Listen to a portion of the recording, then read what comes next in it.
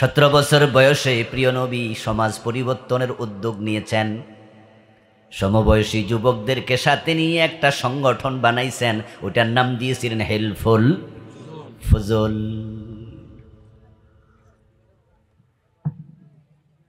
সতেরো বছর বয়সে তাগড়া যুবক মোহাম্মদ ইবনে আব্দুল্লাহ ডানে বামে তাকায়া দেখে মানুষ নাই, এগুলো মানুষের শুরুতে পশু জানোয়ার, তার সে আরো অধম। তমসা বর্বরতা, অজ্ঞতা, হানাহানি, কাটাকাটি, মারামারি, এমন অন্ধকার তামাম দুনিয়াকে সে গিয়েছিল, বেষ্টিত করে ফেলেছিল। দুনিয়ার মানুষগুলো অন্ধকারে ডুবে গেছে। ডানে বামে সামনে পিছে তাকিয়ে আমার নবী মুহাম্মাদুর রাসূলুল্লাহ সাল্লাল্লাহু আলাইহি ওয়াসাল্লাম দেখেন সমাজের সবগুলো মানুষ আধারে ডুবে আছে। আরে বাবা নিজ হাতে নিজের মেয়েটাকে জীবিত কবর দেয়। একটু চিন্তা করলে আপনি বুঝবেন যে মানুষের মনোজগতের অন্ধকারটা কোন সীমায় পৌঁছেছিল। আমাদের দেশেও তো বড় বড় মাস্তান আছে। এরশাদ শিকদারের নাম শুনছেন? পিচ্চি হান্নান, মুরগি মিলন, টোকাই সেলিম। একসময় আমাদের সমবয়সীরা জানবেন, যখন র্যাব ঘটন হয় তখন কিন্তু এগুলোরা ক্রস ফায়ারে দিছিল। এরশাদ শিকদারে ধরে ফাঁসি দিছে না? বড় বড় মাস্তান। খুলনাতে এরশাদ শিকদারের বাড়ি। 2001 সনে আমি খুলনা সফরে গেছিলাম। তখন আমার শখ হলো যে তার বাড়িটার নাম ছিল স্বর্ণকমল। পত্রপত্রিকায় দেখলাম তখন এগুলো নিউজ হচ্ছিল। তাকে অ্যারেস্ট করলো, র্যাব বানানো হলো। আমি তার বাড়ি দেখতে গেলাম, গিয়ে দেখি পুলিশ বাড়ির চারপাশে। তখন আস্তে করে চলে আইসি, হুজুর মানুষ গেলে আবার কোন বিপদে পড়ি। এই যে বড় বড় টেরর, আচ্ছা বলুন তো ওদের সন্তানকে যদি বলা হতো এরশাদ শিকদার তোমার নিজের মেয়েটাকে তুমি নিজে জীবিত কবর দাও, আমার মন বলে সে কিন্তু এই কাজটা করতে রাজি হতো না। বরং মানুষ থেকে চুরি কইরা, ডাকাতি কইরা, জুলুম কইরা নিজের ফোলা মাইয়ারে তো খাওয়াইতো, ঠিক কিনা? এই ডাকাতরাও নিজের ফোলা মাইয়ারে খাওয়াইতো। অথচ কোরআন নাজিলের জোগাইয়া মে জাহিলিয়াতে সন্তান মেয়ে হলে বাবা নিজ হাতে জীবিত মাটির নিচে চাপা দিয়ে দিত। ছেলে মেয়ে মা বাবা এক জায়গায় বসে মদ পান করত। কোন যুবতী মেয়ে যদি নিজের ঘর থেকে, বাড়ি থেকে একা বের হয়ে দূরে কোথাও রওনা দিত, পথিমধ্যে ইজ্জত হারাইতো, দর্শিতা হতো একাধিকবার। গলার স্বর্ণ, কানের স্বর্ণ, হাতের স্বর্ণ, সম্পদ কেড়ে নিত লুটেরার দল, ইজ্জত কেড়ে নিত হায়েনার দল। শুধু সম্পদ আর ইজ্জতে কেড়ে নিত না, কোলে যদি শিশু সন্তান থাকতো ওইটাকে কেড়ে নিয়া লুট কইরা বাজারে দাস বানাইয়া বিক্রি করে দিত। রাসূলুল্লাহর একজন পালক পুত্র ছিল, নাম ছিল জায়েদ। এই জায়েদ রাদিয়াল্লাহু তাআলা আনহু কাজ মেলা থেকে কিনে আনা হয়েছিল। উনার মা উনাকে ছোটকালে বাবার বাড়ি রওনা দিছিল কোলে লইয়া। পথিমধ্যে ডাকাতরা উনার মায়ের কোল থেকে এনে ওকাজ মেলায় বিক্রি করছে। ওখান থেকে মা খাদিজা রাদিয়াল্লাহু তাআলা আনহার ব্যবসায়ের পার্টনাররা কিনে আইনা ছোট্ট জায়েদকে মা খাদিজাকে হাদিয়া দিছে, উপহার দিছে, আপনার জন্য একটা বাচ্চা কিনে আনছি। ইজ্জতের নিরাপত্তা নাই, সম্পদের নিরাপত্তা নাই, কোলের শিশুটার নিরাপত্তা নাই। ধর্ষিতা মা, ধর্ষিতা বোন, তাদের অভিভাবকরা চোখের পানি ছেড়ে দিয়ে কান্ত। বিচার পাওয়া দূরের কথা, বিচার চাওয়ার জায়গাটাও ছিল না, কারণ যারা সমাজের বিচারক ছিল তারাও ছিল ধর্ষণকারী জানোয়ার। কথায় কথায় যুদ্ধ করত। যে যত বেশি মানুষ খুন করত সমাজে তার দাম ছিল সবচেয়ে বেশি। খুনিদেরকে তারা বলতো বীর বাহাদুর। এজন্য মানুষ যখন মারা যেত তাদের বাড়ির সামনে গাছে অথবা খুঁটি গেড়ে খুঁটির মাঝে মৃত ব্যক্তির তলোয়ারটা ঝুলাইয়া দিয়া কবি দ্বারা কবিতা লিখত। ওই কবিতাটাও ঝুলাইয়া দিত, যা আমার দাদার হাতে আমার বাবার হাতে এতজন মানুষ খুন হয়েছে, যার খুনের সংখ্যা যত বেশি ওই সমাজে তার সম্মান ছিল ততই বেশি। তৎকালীন যুগের সবচেয়ে বড় কবি ইমরুল কায়েস, আরবের শ্রেষ্ঠ কবিদের মাঝে নাম্বার 1। পৃথিবীর সব ভাষার কবিরাই তার কাছে ঋণী।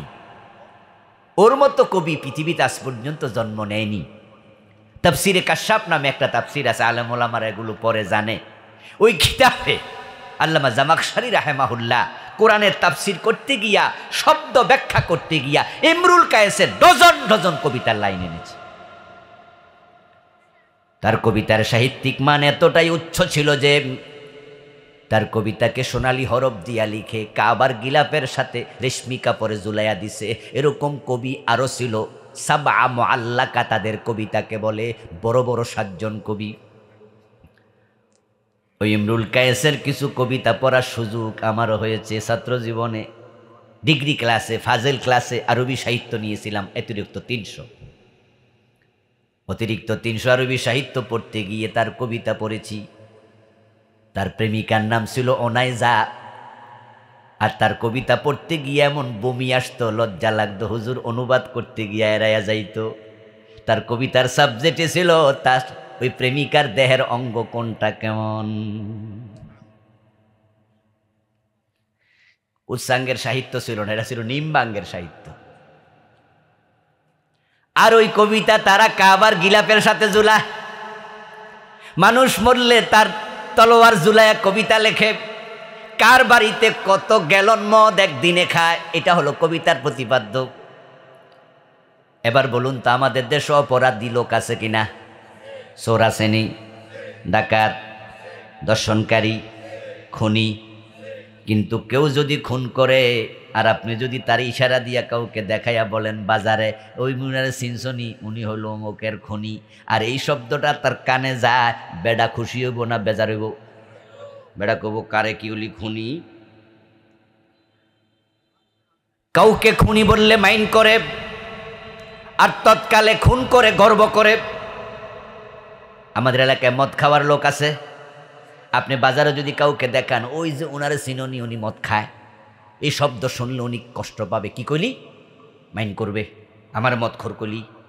আর আরব দেশে কার বাড়িতে কত গ্যালন মদ খায় এটা নিয়ে গর্ব করে কবিতা লেখে। এবার বুঝছেন ওই জাহালাত আর এই জাহালাতে পার্থক্য কত। তাই তিনি বললেন যে না না, এভাবে সমাজ চলতে পারে না, পরিবর্তন লাগবে, একা তো পারবো না। তাই সমবয়সী যুবকদেরকে ডাকলেন, আসো আমরা সবাই মিলে একটা পরিবর্তনের সুর তুলি, স্লোগান তুলি। হেলফুল ফজল নাম দিয়া আমার নবী হয়ে গেলেন ওই সংগঠনের প্রতিষ্ঠাতা সভাপতি। আল্লাহর নবীর জীবনের এই ঘটনা প্রমাণ করে আমরা যারা সমাজের পরিবর্তন চাই একা একা পারা যাবে না, এজন্য একটা সংগঠন দরকার আছে না নাই?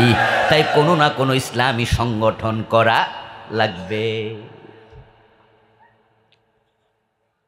ইসলাম ঐক্যবদ্ধ দল, ইসলাম একত্রিত হওয়ার ধর্ম, বিচ্ছিন্ন থাকার ধর্ম ইসলাম না। আল্লাহ তাআলা বলছেন ওয়াতাসিমু বিহাবলিল্লাহি জামিআন ওয়া লা তাফাররাকু। হাবলুল্লাহ মানে কোরআন। আল্লাহ তাআলা বলছেন আমার কোরআনকে তোমরা সবাই মিলে ঐক্যবদ্ধ হয়ে ধরো, পরস্পর বিচ্ছিন্ন হইও না। ওয়াতাসিমু ভালো করে ধরো, বিহাবলিল্লাহ আল্লাহর কোরআন, জামিআ একত্রে। ওয়াতাসিমু বিহাবলিল্লাহি জামিআ একত্রে ধরো। এখানে আয়াত শেষ হতে পারত, কিন্তু আল্লাহ তাআলা আরেকটু আগাইয়া গিয়া বলেন ওয়ালা তাফাররাকু, বিচ্ছিন্ন হইও না। অথচ বাংলাদেশের হুজুররা সব এক না বিচ্ছিন্ন? মুসলমানরা এক না আলাদা? আমরা কোরআন সবাই ধরছি, জামাত ইসলামও কোরআন ধরছে, তাবলিগ জামাতও কোরআন ধরছে, চরমনাইও কোরআন ধরছে, ধরে নাই? হাটাজারি হুজুররা কোরআন ধরছে, আলিওয়ালারা ধরছে, কৌমিওয়ালারা ধরছে, আমরা কোরআন ধরছি, কিন্তু আমরা হুজুররা কি সব এক না আলাদা? আল্লাহ কি আলাদা হইতে কইছিল? এক হওয়ার ব্যাপারে আপনার ভূমিকাটা কি? বরং আমরা আরো উল্টা উল্টা যত পারি আরো দল বানাইতেছি, আরো আলাদা হও। কোফাল ফোরা মুসলমান, আল ইত্তেহাদু কুওয়া। আমার আল্লাহ এক হওয়ার জন্য এমনি বলে নাই, কারণ আল্লাহ জানে জাহালাত দূর করতে হলে একা একা পারবা না, কারণ জালেমরা যখন এক হবে আলেমদের এক হওয়া লাগবে।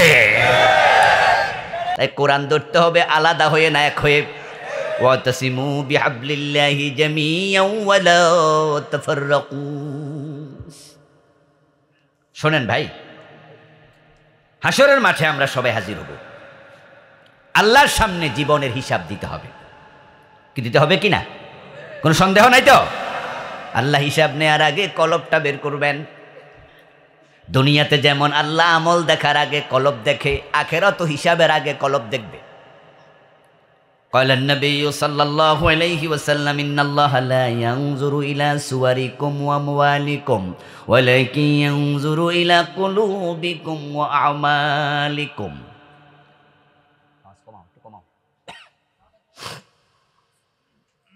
প্রিয় নবী সাল্লাল্লাহু আলাইহি ওয়াসাল্লাম বলছেন, আল্লাহ তাআলা তোমাদের চেহারার দিকে তাকাবে না, তোমার মাথার পাগড়ি কত লম্বা, তোমার দাড়ি কত লম্বা, টুপি কত সুন্দর, তুমি কয় কোটি টাকা খরচ করে মসজিদ বানাইছো, পাবলিকের কয় কোটি টাকা যাকাত দিছো।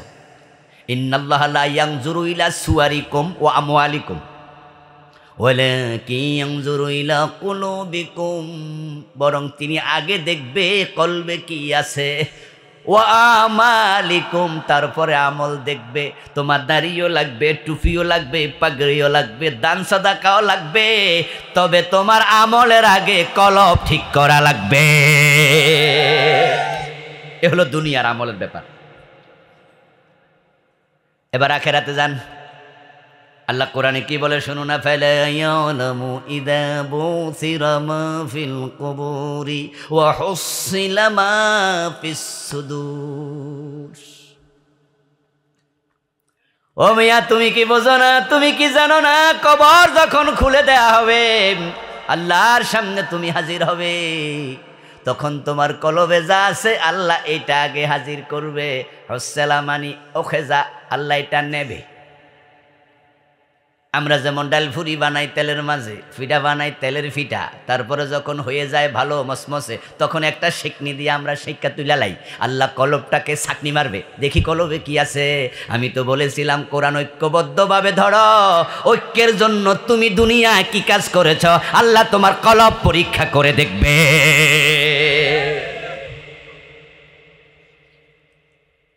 এখন আমরা আলেমরা এমন ফতুয়া মারি, ঐক্য যা ছিল হিডো ভাঙ্গা যা। ছোট ছোট মাসলা লইয়া এমন মারামারি কিলাকিলি শুরু হয়েছে, শুধু জোরে আমিন কইব না আস্তে আমিন কইব, এটা লইয়া মসজিদ পর্যন্ত আলাদা বানাইয়া ফেলে, ঠিক কিনা? আলাদা বানাইতে বানাইতে মসজিদের নাম দিছে আহলে হাদিস মসজিদ, মসজিদের নাম দিছে নাকি হানাফি মসজিদ। ও মুসলিম, ও মুসলিম, তোমরা কোথায় যাচ্ছ, কোথায়? ইখতিলাফ সাহাবাদের মাঝে ছিল, ইখতিলাফ তাবিদের মাঝে ছিল, ইমামদের মাঝে ছিল, কিন্তু মতবিরোধ ছিল না, মত ভিন্নতা ছিল, মতান্তর ছিল কিন্তু মনান্তর ছিল না। ইমাম আবু হানিফা রাহমাতুল্লাহ আলাইহি বলেছেন, ইমামের পিছনে কেরাত পড়িও না, ইমামের কেরাত মুক্তাদির জন্য যথেষ্ট, হাদিস দলিল উনি দিলেন। ইমাম শাফি বলল না না, ইমামের পিছনে সূরা ফাতিহা না পড়লে মুক্তাদির নামাজ হবে না, হাদিস দিয়া দলিল দিলেন। দুইজনের পক্ষে দলিল আছে, দুইজনের মত এক না ভিন্ন, মতভেদ হতেই পারে, মতান্তর হতেই পারে। তাই বলে কি ইমাম আবু হানিফাকে ইমাম শাফি গালি দিত, খারাপ কইতো? কিন্তু আমাদের অবস্থা এমন হয়ে গেছে, শুধুমাত্র আমরা মতের সাথে মিল নাই, তাই আরেকজনকে আমরা চোখে সহ্য করতে পারি না। ইত্তেফাকের জন্য কাজ করবেন, ইখতিলাফ কমাই ফেলবেন। কোরআন ঐক্যবদ্ধভাবে যদি ধরতে হয় দেশের আলেমরা, আমি তো বলি এই দেশে যে আল্লাহর আইনে দেশটা চলে না, এই দেশে যে কোরআনের আইন কায়েম হয় না, এজন্য সাধারণ মানুষ দায়ী কম, আলেমরা দায়ী সবচেয়ে বেশি। কারণ আলেমরা যদি এক হয়ে যায় এই দেশে কোরআনের রাজ কায়েম হইতে 6 মাসও লাগবে না। আলেমরা এক হলে জালেমরা আমাদের কাছে আত্মসমর্পণ করবে, সারান্ডার করবে।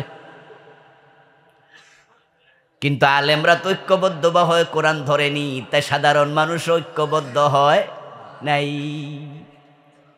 প্রিয় নবী সাল্লাল্লাহু আলাইহি ওয়াসাল্লাম 17 বছর বয়সে সমবয়সীদেরকে নিয়ে হিলফুল ফুজুল বানিয়ে ফেললেন, বুঝাইলেন যে বিচ্ছিন্ন থাকা যাবে না, ঐক্যবদ্ধ হওয়া লাগবে।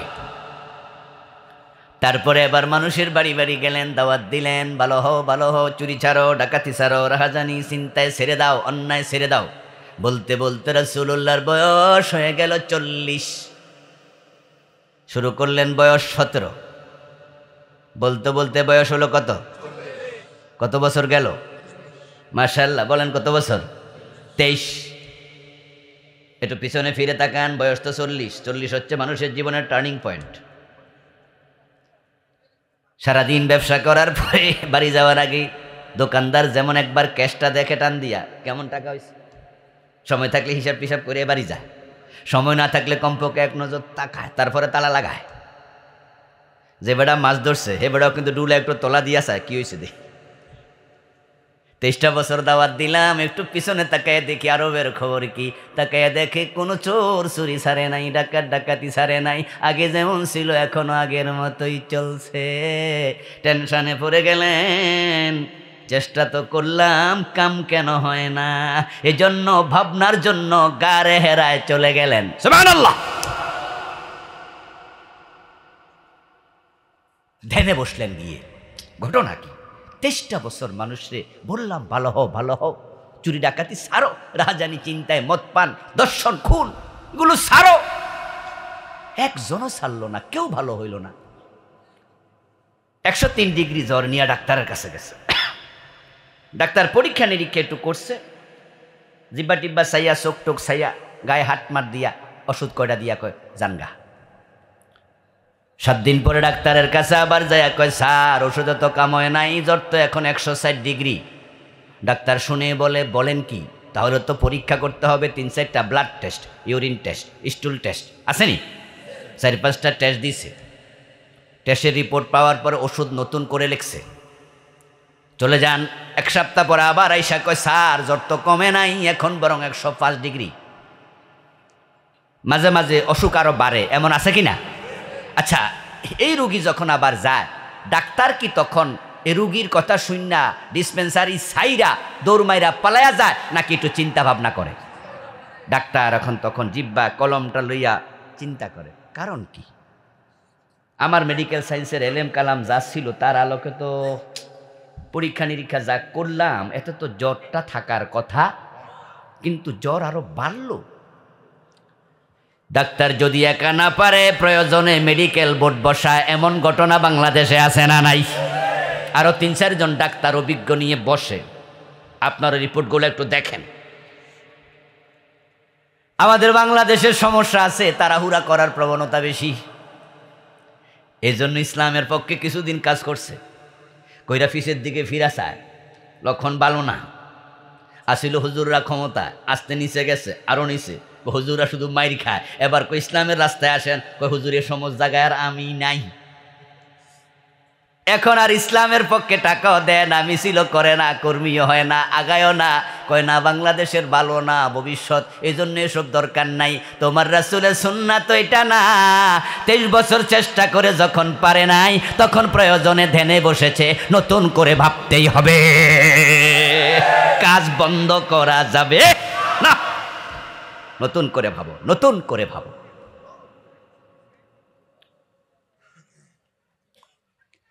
আল্লাহর হাবিব সাল্লাল্লাহু আলাইহি ওয়াসাল্লাম আল্লাহর ইশারায় তো গেলেন গারে হেরাতে, ধ্যানে মগ্ন থাকলেন।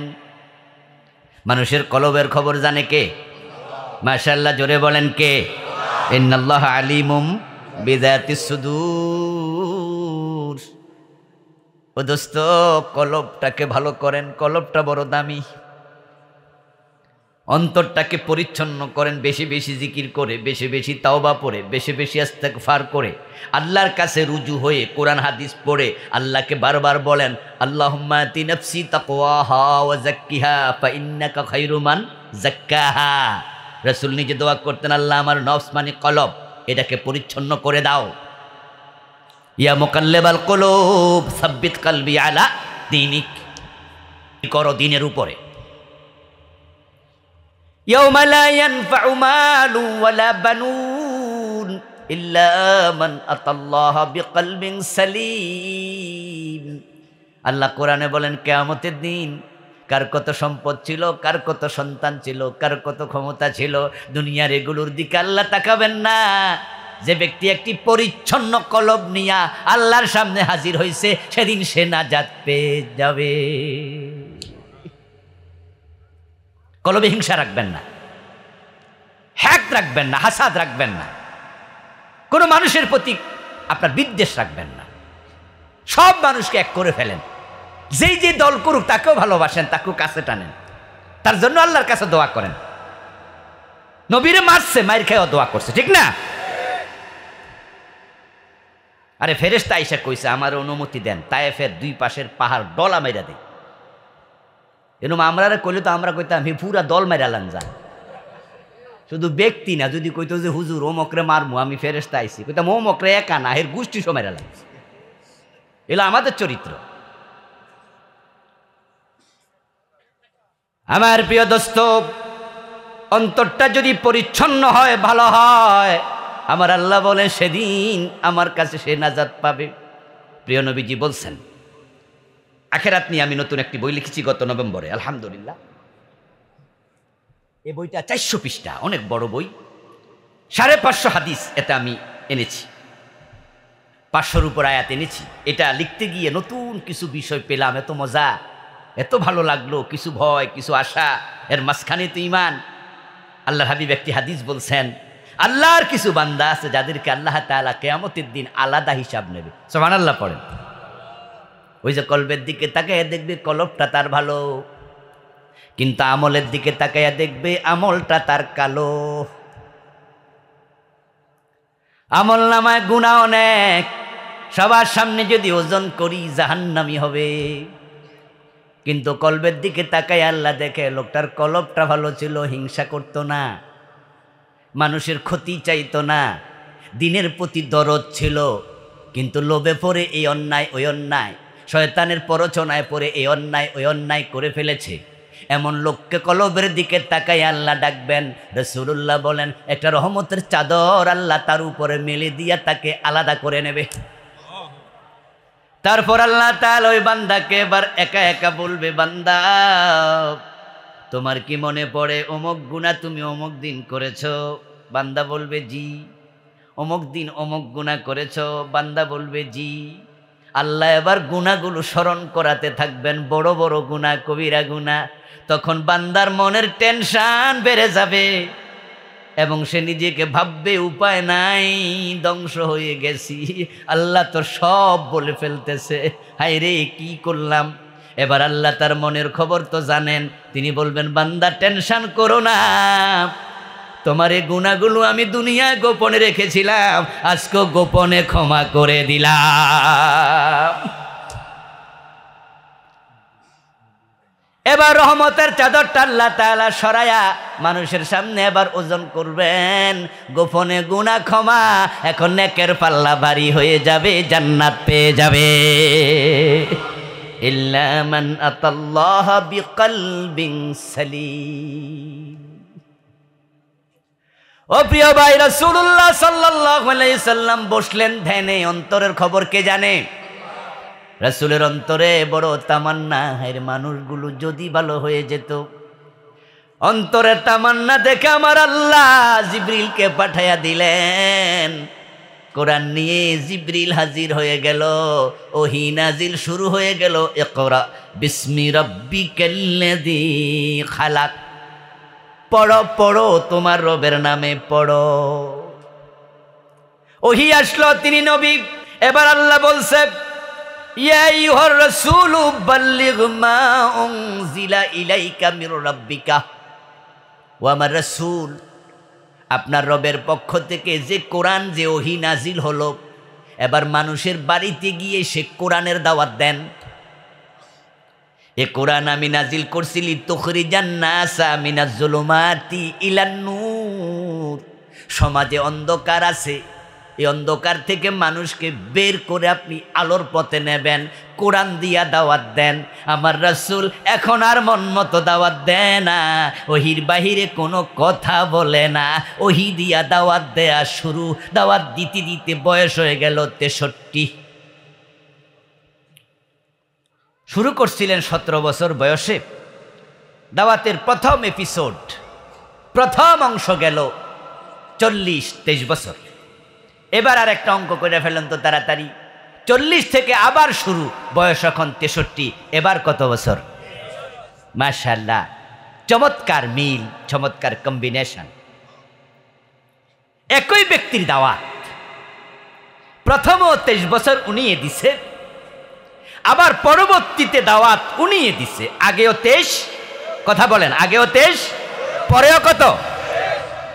প্রথম 23-এ রেজাল্ট 0, পরের 23 কি জিরু নাকি সুশোভিত হিরু? বিশ্বের সবচেয়ে বড় নায়ক, দুনিয়ার সর্বশ্রেষ্ঠ মহানায়ক, মহা সফল। এবার 23 বছর দাওয়াত দিয়ে বলে খায়রুল কুরুনি কারনি। ফুলে ফলে সুশোভিত হয়ে গেল। এই 23 বছর আবু বকর তৈরি হলো, ওমর তৈরি হলো, উসমান তৈরি হলো, আলী তৈরি হলো, তলহা তৈরি হলো, জুবায়ের তৈরি হলো। এমন লোক তৈরি হলো 1,14,000 সাহাবী। এক একজনের সম্মান আকাশের নক্ষত্রের চেয়ে বেশি।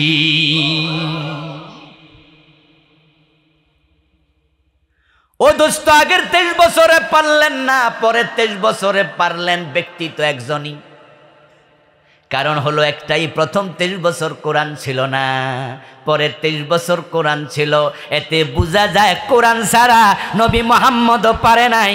বর্তমান বাংলাদেশ যদি পরিবর্তন করতে আমরাও চাই, সব আলেম মিলে কোরআনটাকে ক্ষমতা নেওয়া দরকার আছে না নাই? কোরআন নাজিল হয়েছে, এতে পরিবর্তন তা কিন্তু নয়। কারণ কোরআনের সূরা হলো 114, তার মাঝে মদিনায় নাজিল হয়েছে মাত্র 28, মক্কায় নাজিল হয়েছে কত? 86। কত বেশি নাজিল হয়েছে কোথায়? কত? রাসূলের নবুয়তের জীবন হলো 23 বছর, মদিনায় হলো 10, মক্কায় কত? তাহলে বেশি সময় কোথায়? মক্কায়। কোরআন নাজিল হলো বেশি সূরা কোথায়? আল্লাহর নবীর সাহাবী যে প্রথম 10 জন, আশারা আল মুবাশশারা 10 জনের বাড়িয়ে মক্কায়। প্রথম 4 জন খলিফা আবু বকর, ওমর, ওসমান, আলী রাদিয়াল্লাহু তাআলা আনহুম, এই 4 জনের বাড়িও কোথায়? তাহলে ইসলাম কিন্তু মক্কায় বিজয় হয় নাই। মক্কায় সূরাও বেশি, সময়ও বেশি, জান্নাতি সাহাবীও বেশি, 4 খলিফাও মক্কায়। কিন্তু কোরআন, ইসলাম বিজয়ী হয়েছে মদিনায়, কারণ মদিনার সংসদে কোরআন ছিল। মক্কার দারুন নাদওয়াতে আবু জেহেলরা কোরআন ঢুকতে দেয় নাই। মক্কা কোরআন নাজিল হয়েছে বেশি, কিন্তু সংসদে কোরআন ঢুকতে, বরং কোরআনওয়ালা নবীকে তারা সিদ্ধান্ত নিয়েছিল মক্কায় হত্যা করতে হবে। নাউজুবিল্লাহ পড়েন। হিজরতের রাতে তলোয়ার নিয়ে দাঁড়ায় না ঘরের চারপাশে। রাসূল হিজরত করেছেন, তারা ঘোষণা করেছে কল্যাণ আনতে পারলে, জীবিত অথবা মৃত ধরে আনতে পারলে 100 লালট পুরস্কার দেবে। কোরআনওয়ালা নবীকে হত্যার ষড়যন্ত্র করেছে। ঠিক যেই দেশে কোরআন থাকে না, সেই দেশে আলেমদের সাথে এখনো সমান আচরণ চলছে।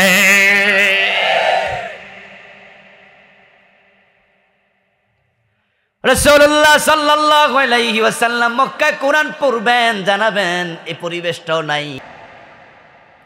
আমার প্রিয় নবী মক্কায় 13 বছর পারলেন না। মক্কার কাফেররা সিদ্ধান্ত নিছে কোরআন শোনা যাবে না। এবার আল্লাহর নির্দেশে রাসূলুল্লাহ হিজরত করছেন। হিজরতের পথে আমার নবী আল্লাহ তাআলার কাছে দোয়া করতেছেন, বলতেছেন ওয়াজআলনি মিন লাদুনকা সুলতানান নাসীরা। সুবহানাল্লাহ পড়েন। হে আল্লাহ, হিজরত করে মদিনায় যাব। আচ্ছা, মদিনায় গিয়ে যদি দেখি মদিনার সংসদে আরেক আবু জেহেল বসে আছে, আমাকে তোমার কোরআন নিয়ে মদিনার সংসদে ঢুকতে না দে। এখন কোরআনের মাঝে তো আছে সুর ধরে হাত কাটো। আচ্ছা বলুন তো, সুর ধরে হাত কি আমরা হুজুররা কাটতে পারবো? আপনারা পারবেন? এটার জন্য আইন, রাষ্ট্র, ফৌজদারি বিধান ব্যক্তি কায়েম করবে না, এটা রাষ্ট্রের ব্যাপার। এখন আইন বানানোর জন্য সংসদ ভবনে কোরআন না ঢুকলে আমরা কি মাহফিল করলে আইন হবে? ও আল্লাহ, আমি মদিনায় গিয়ে দেখলাম যে আবু জেহেলরা আমাকে সেখানেও ঢুকতে দেয় না। তো তোমার কোরআনে তো তুমি নাজিল করবা, বিধান দিবা বিভিন্ন রকমের, তুমি দিবা জেনা করলে পাথর মারো, অবিবাহিত হলে 100 বেত লাগাও, তুমি কোরআনের মাঝে আরো কত বিধান দিবা। তো তুমি যদি কোরআনটা নিয়ে সংসদে ঢুকতে না দেও, আইন আমি বানাইতে না পারি, তাহলে কেমনে কোরআনের বিজয় হবে? মানুষ কেমনে হেদায়াতের পথ পাবে? চুরি ডাকাতি কেমনে বন্ধ করবো? আল্লাহ ওয়াজআলনি, তুমি আমারে দেও মিল্লা দুনকা, তোমার পক্ষ থেকে, সুলতানা, ক্ষমতা, নাসিরা, সাহায্যকারী, যে ক্ষমতা আমাকে কোরআন বিজয়ে সাহায্য করবে, কোরআন প্রতিষ্ঠায় সাহায্য করবে, ওই ক্ষমতা আমারে দাও। রাসূলকে আল্লাহ দোয়া শিখাই দিছে, দোয়াটা কোরআনের আয়াত বানায় নাজিল করছে।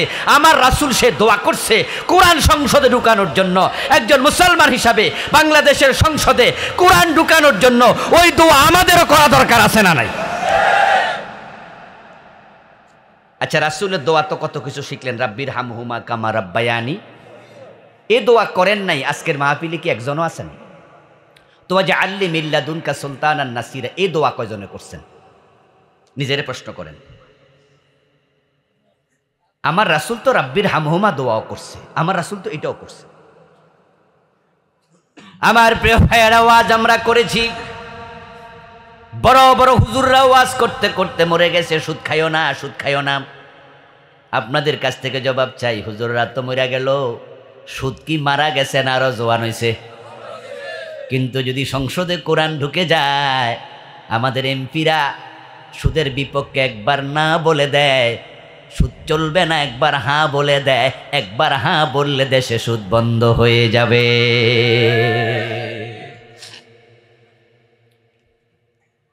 বেপর্দা বেহায়াপনার বিরুদ্ধে, সিনেমার বিরুদ্ধে, নাটকের বিরুদ্ধে আলেম ওলামারা কত ওয়াজ করলো, বেপর্দা বেহায়াপনা যেন না হয়।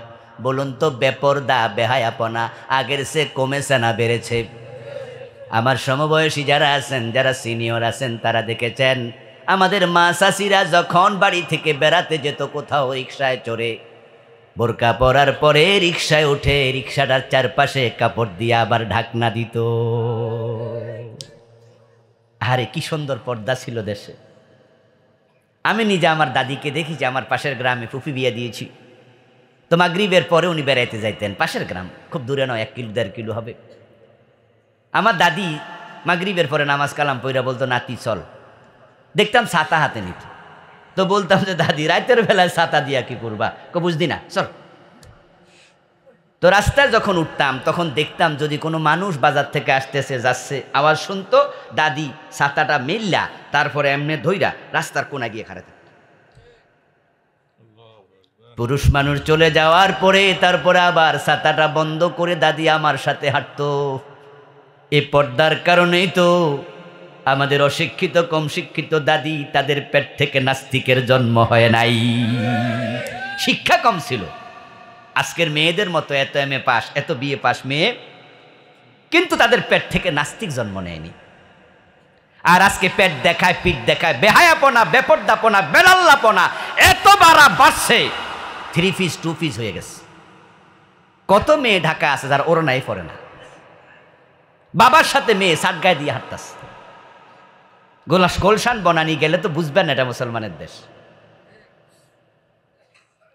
আমার বন্ধু, বেহায়াপনা বেপর্দাপনা বাড়ল, ওয়াজ তো হলো।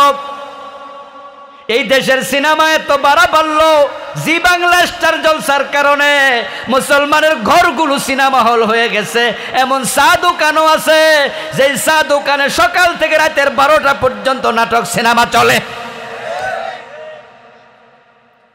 হ্যাঁ, আপনি চা দোকানে ঢোকার পরে দেখবেন যে কাপ ভাঙ্গা, ফ্রিজ ময়লা। এই মিয়া, কাপের কোনা নাই, ফ্রিজ এরকম নষ্ট। কই হুজুর টাকা নাই তো, গরিব চা দোকান, তো টেলিভিশন কিনলা কি দিয়া? কই হুজুর হিডা না হলে তো কাস্টমারই পাইতাম না। ওয়াজ তো অনেক হলো, সিনেমা কি কমেছে না বেড়েছে? বাংলাদেশের সিনেমা এনাফ নয়, ভারত থেকে আমদানি হচ্ছে। যুবকদের হাতের মাঝে অ্যান্ড্রয়েড সেট মোবাইল, এর ভিতরও সিনেমা হল আছে না নাই? এখন ঠেকাবেন কেমনে? কেমনে ঠেকাবেন? ওয়াজ করলেই হবে না, কোরআন সংসদে চলে যাক, জাগা মতো চলে গেলে আইন হয়ে যাবে।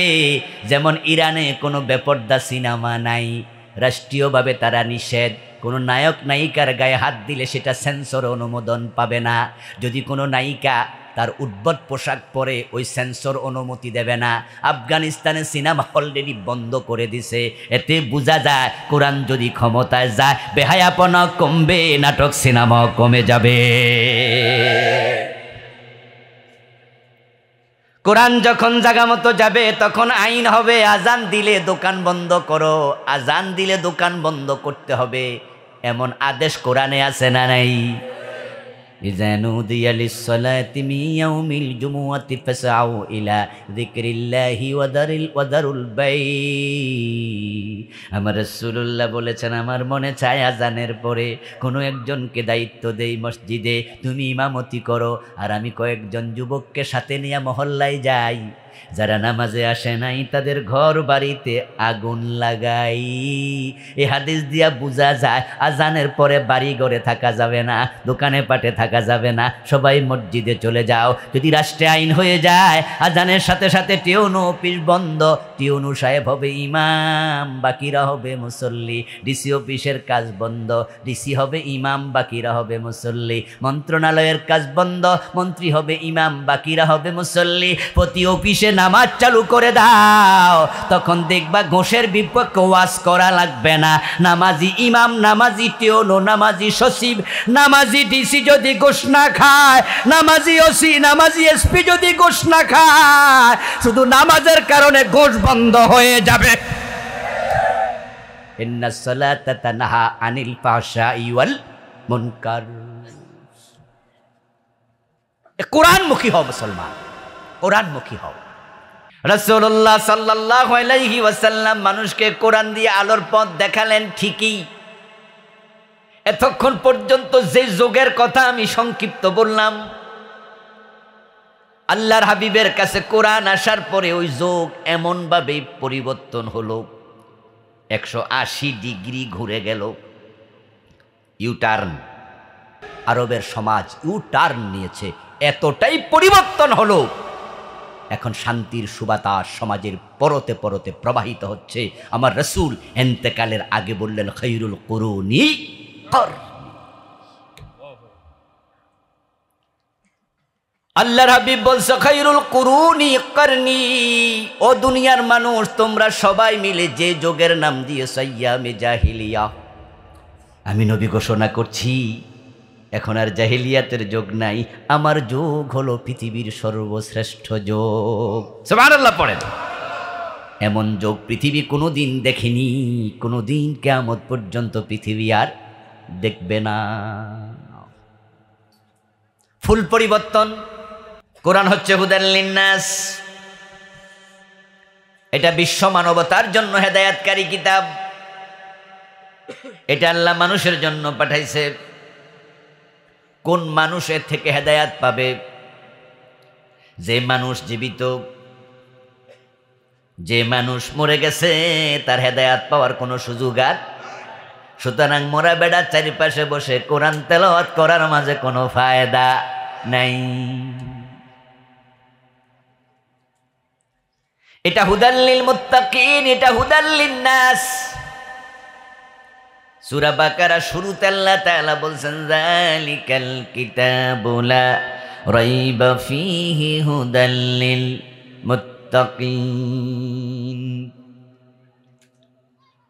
আরে কায়তা আল্লাহ তাআলা বলছেন শাহরু রমাদানাল্লাযী উনজিলা ফীহিল কুরআন হুদাল লিন্নাস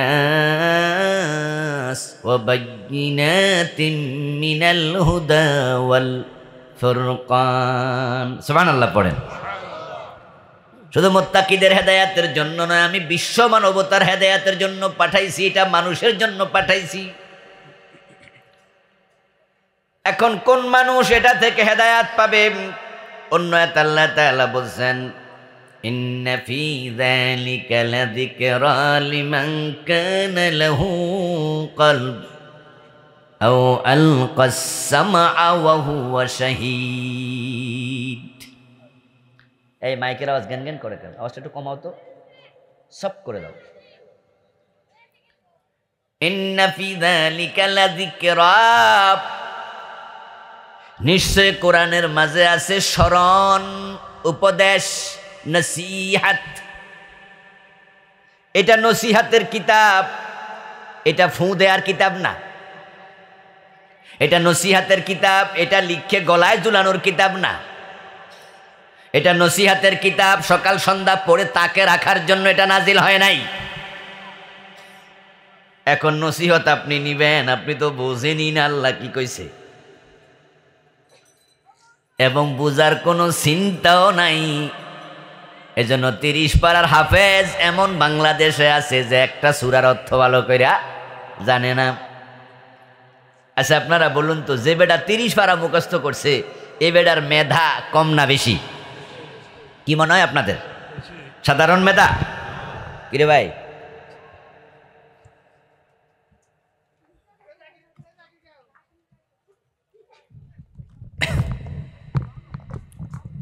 শক্ত করে, খুব শক্ত।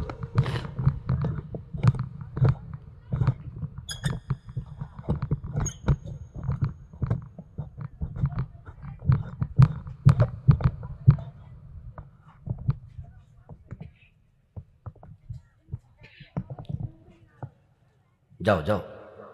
যে লোকটা 30 পারা মুখস্থ করছে তার মেধা যে ভালো তা নিয়ে কারো কোনো সন্দেহ থাকার কথা না। আপনাদের কাছে একটু জানতে চাই, যাদের বুঝ আছে তারা জবাব দিয়েন, 30 পারা মুখস্থ করা কঠিন না দেখে দেখে অর্থ পড়া কঠিন? আচ্ছা আমরা যারা পড়তে পারি, যদি এ কোরআনের পাশে অর্থ লেখা থাকতো, এখানে আমরা যতজন আছি আমরা সবাই কি দেখে দেখে অর্থ পড়তে পারবো না? আপনারা যদি আমি 5 দিন সময় দেই, এই 5 দিনে আপনি 1 পারা অর্থ সহ পড়বেন, তাহলে দেখবেন এখানে আমরা প্রায় সবাই 5 দিনে 1 পারা অর্থ সহ পড়তে পারবো। কিন্তু 10 দিন সময় দিয়া যদি বলি 1 পারা মুখস্থ করে দেন, 20 দিন দিলে, 1 মাস দিলে, তাহলে অর্থ পড়া কঠিন না মুখস্থ করা কঠিন? তাহলে বেড়া যে 30 পারা মুখস্থ পারলো এতে প্রমাণ হয় বেড়ার মেধা আছে। কিন্তু ওই লোকটাই সূরা বাকারার অর্থ পুরা পারে না। কারণটা কি? কারণ অর্থ জানা যে ফরজ, এটা জানা যে দরকার, না জানলে যে মানাই যাবে না, এই চিন্তাটা হাজার হাজার হাফেজের ভিতরও ঢোকে নাই।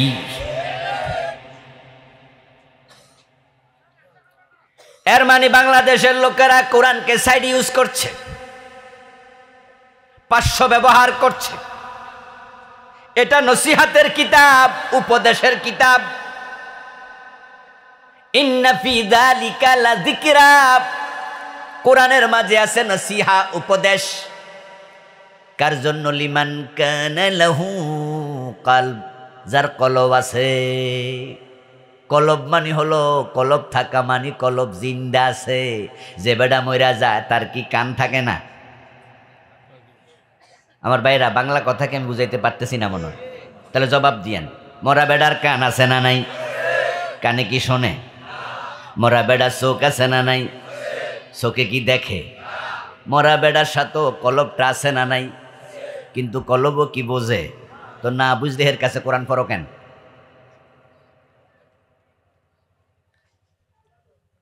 মরে যাওয়ার পরে পাশে বইয়া নাতিয়ে পড়ে, নাতিনে পড়ে, ফুতে পড়ে, মাইয়া পড়ে, সবাই পড়ে, আর মনে মনে ভাবে বেড়া মনে জান্নাতে চলে যাইতেছে।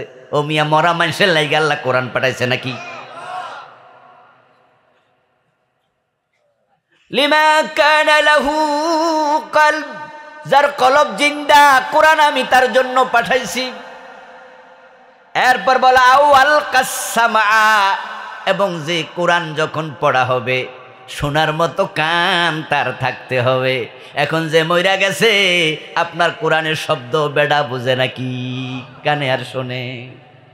এরপর বলো হুয়া শাহিদ, এ কোরআনে তার জন্য নসিহাত আছে। যে ব্যক্তি কোরআন যখন পড়বে চিন্তা মন নিয়ে সে কোরআনের কাছে হাজির থাকবে।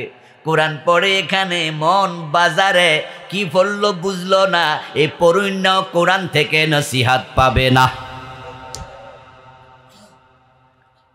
এখন কোরআনে কি নসিহা আছে? আল্লাহ তাআলা সূরা ইব্রাহিমের প্রথম আয়াতে বলছেন কিতাবুন হাযা কিতাব। কিতাবুন মানে হাযা কিতাব, যালিকাল কিতাব। ও নবী, এই যে একটা কিতাব কোরআন, আনজালনাহু ইলাইকা, আমি আল্লাহ আপনার কাছে এটা নাজিল করেছি। লিতুখরিজান নাসা, উদ্দেশ্য হলো এই কোরআন দিয়ে আপনি মানুষকে বের করে নিয়ে আসবেন মিনাজ জুলুমাত, অন্ধকার থেকে, ইলা নূর, আলোর দিকে। ও নবী, আমি আপনার কাছে কিতাব পাঠানোর উদ্দেশ্য হলো আপনি অন্ধকার থেকে মানুষকে কিতাবের মাধ্যমে আলোর পথ দেখাবেন। আলোর নাম হেদায়াত, অন্ধকারের নাম হলো কুফর এবং শিরিক। জুলুম, অত্যাচার, মিথ্যা, যত রকমের অনাচার অবিচার আছে সবটা হলো জুলুম। এজন্য বহু বচনের শব্দ আসছে জুলুমাত, জুলমাতুন শব্দের বহু বচন জুলুমাত, আর নূর শব্দের বহু বচন আনোয়ার। কিন্তু এখানে ইলাল আনোয়ার বলে নাই, ইলান নূর বলেছে। কারণ নূর বলতে আল্লাহ বুঝাইছে শুধু জান্নাতের রাস্তা। সুবহানাল্লাহ। কোরআন দিয়ে আপনি মানুষকে কুফর থেকে, শিরক থেকে, অনাচার থেকে, যাবতীয় পাপাচার থেকে আপনি হেদায়াতের পথ, জান্নাতের দিকে আপনি মানুষকে ডেকে নিয়ে আসবেন। হেদায়াতের পথ দেখাতেই আমি আল্লাহ কোরআন পাঠাইছি। সুবহানাল্লাহ পড়েন। তাহলে কোরআনের কাছে মানুষ কেন যাবে? হেদায়াতের জন্য যাবে। এটা হেদায়াতের কিতাব। আমি রমাদান মাসে কোরআন নাজিল করেছি হুদাল লিন্নাস। এ কোরআন দুনিয়ার সব মানুষকে হেদায়াত দেবে। এবার বলুন তো, দুনিয়ার সব মানুষ কি হেদায়াত পাইছে? এর মানে কি দাঁড়ালো? কোরআন সবারে হেদায়াত দিতে পারে নাই। এখন কেউ যদি বলে তোমার আল্লাহ কইছে, কোনো নাস্তিক বলল তোমাদের আল্লাহ কইছে দুনিয়ার সব মানুষকে হেদায়াত দেওয়ার জন্য কোরআন পাঠাইছে, তাহলে আমরা তো হেদায়াত পাইলাম না, হিন্দু, বৌদ্ধ, ইহুদি, খ্রিস্টান তো পাইল না। আমরা তখন বলবো সব মানুষকে হেদায়াত দেওয়ার মতো ক্ষমতা কোরআনে আল্লাহ দিছে, তবে হেদায়াত শুধু তারাই পায় যারা হেদায়াতের জন্য কোরআনের কাছে যায়। হেদায়াতের জন্য যাওয়া লাগবে। সকাল বিকাল ফোরসে ফইরা তাকে রাইখা দিছে। আপনারা বলুন তো, বেড়া হেদায়াতের জন্য গেছে তো বেড়া হেদায়াত পাইব কেমনে? শুধু তেলাওয়াতি করছে। বাবা দাদা মরছে, কোরআন শরীফ পড়ছে, সামনে হুজুর আইনা এক খতম কইরা গেছে গা। যে হুজুররা কোরআন পড়লো তারাও হাদিয়ার জন্য পড়লো, আর যারা পড়াইলো তারাও ভাবলো এর মাধ্যমে কিছু সওয়াব পাইলো, সওয়াবের জন্য পড়াইলো। যারা পড়লো তারাও হেদায়াতের জন্য এই বাড়িতে কোরআন খতম করে নাই। যারা করাইলো তারাও হেদায়াতের জন্য কোরআন খতম করায় নাই। এক দলের উদ্দেশ্য হলো সওয়াব পাওয়া। আমার দাদা মইরা গেছে, উনি সওয়াব পাক। উদ্দেশ্য কি হেদায়াত পাওয়া না সওয়াব পাওয়া? আরেক দল হলো যে আমি জামু, এক ফারা পড়লে, 3 ফারা পড়লে 1000 টাকা দিব। আমরা হুজুররা যাই, মাঝে মাঝে মানুষ ডাকলে যাইয়া আমরা কোরআন শরীফ পড়াই, পড়ে চলে আসি। উদ্দেশ্য আমারও হেদায়াত ছিল না, যারা পড়লো তাদেরও হেদায়াত নাই, যে পড়াইলো তাদের উদ্দেশ্য এটা নাই। তো কোরআনের কাছে আপনি গেলেনই না হেদায়াতের জন্য, তো হেদায়াত আপনি পান নাই, এটাকে কোরআনের দোষ? আমার বন্ধু, কোরআনের কাছে যে হেদায়াতের জন্য যাবে সেই হেদায়াত পেয়ে যাবে। কিন্তু আমাদের বাংলাদেশের লোকেরা কোরআনের কাছে হেদায়াতের জন্য কম যায়। তারা হেদায়াতের জন্য বেশি সংখ্যক পীর সাহেবের বাড়িতে দৌড়ায়। এদেশের মানুষ হেদায়াত নেয়ার জন্য পীর সাহেবের বাড়িতে যতবার গেছে, কোরআনের কাছে তার অর্ধেক বারো। নিজের ঘরে কোরআন আছে, আরে কোরআন যে আল্লাহ হেদায়াতের জন্য নাজিল করছে, একটু পইরা দেখি আমার আল্লাহ কি কইছে। আরে ভাই 40 বছর 50 বছর নামাজ পড়ে ভালো মানুষ, আমি বেনামাজির কথা বলছি না। একজন 50 বছর নামাজ পড়ে, এমন একজন বয়স্ক মুরব্বী যার বয়স হয়ে গেছে 60-65 বছর, 15 বছর তো নাবালেগ ছিল, 50 বছর নামাজ পড়লে বেলার বয়স 65 হয়েছে না, 65 বছর নামাজ পড়ছে। আপনি জিজ্ঞাসা করবেন, চাচা সূরা ফাতিহার অর্থ পারেননি? দেখবেন যে এমন নামাজি বাংলাদেশে অনেক আছে, দাড়ি সবগুলো পাইকা গেছে, মুস্কি হাসি দিয়া কইব, হ্যাঁ না আমি তো সূরা ফাতিহার অর্থ পারি না।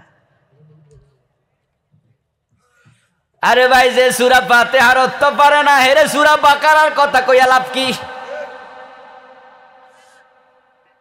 বাদ দেন এই বেনাম আপনার নামাজি মুরব্বির কথা। MA পাস, PhD করা ডিগ্রি, PhD ডিগ্রিওয়ালা, MBBS ডাক্তার, ব্যারিস্টারি শেষ করছে, বিশ্ববিদ্যালয়ে প্রফেসর, আমাদেরই সন্তান, আমাদেরই ভাই ব্রাদার, অথচ দেখে দেখে আল্লাহর কোরআন পড়তে পারে না, এমন বড় বড় শিক্ষিত আছে না নাই? তুই বেটা যে হেদায়াতের পথে নাই, এটা কি কোরআনের দোষ? হে হেদায়াতের জন্য কোরআনের কাছে কয়দিন গেছে?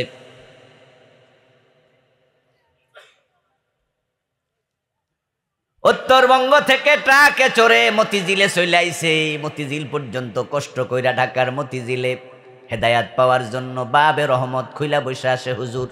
এত বড় ফ্যাট, কদিন আগে মরছে, মরুগা।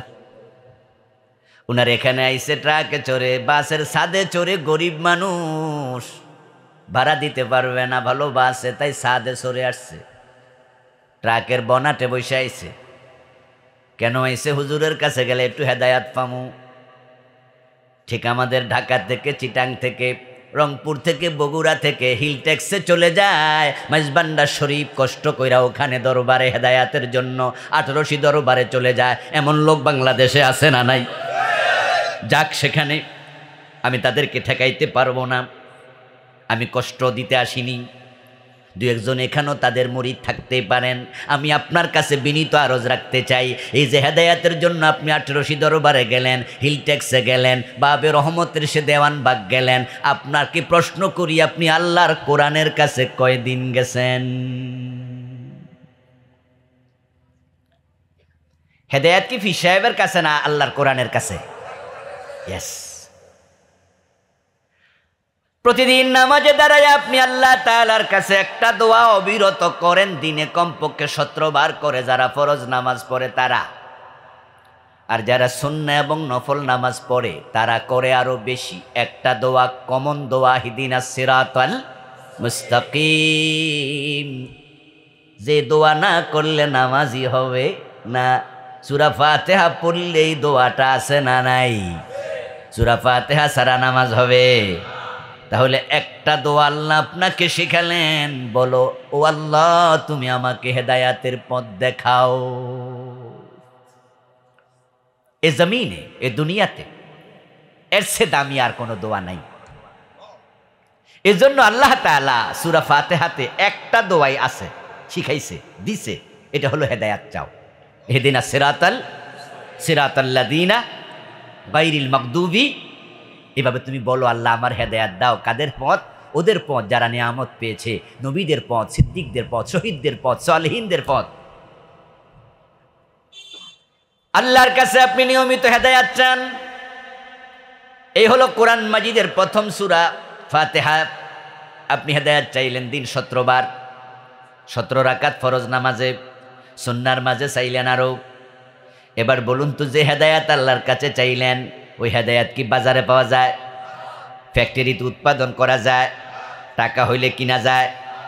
এখন আল্লাহ এবার সূরা বাকারা 2 নম্বর সূরার শুরুতে বলতেছে, বান্দা, প্রথম সূরা ফাতিহাতে আমার কাছে যে হেদায়াত তুমি প্রতিদিন চাইতেছ, যালিকাল কিতাবু লা রাইবা ফীহি হুদাল লিল মুত্তাকিন, আমি এই কিতাব নাজিল করেছি, তাতে কোনো সন্দেহ নাই। যদি তুমি হেদায়াত পাইয়া মুত্তাকি হতে চাও, ফিহি হুদাল্লিল মুত্তাকিন, এই কিতাবের মাঝে মুত্তাকিদের জন্য হেদায়াত আমি ঢুকাইয়া দিছি।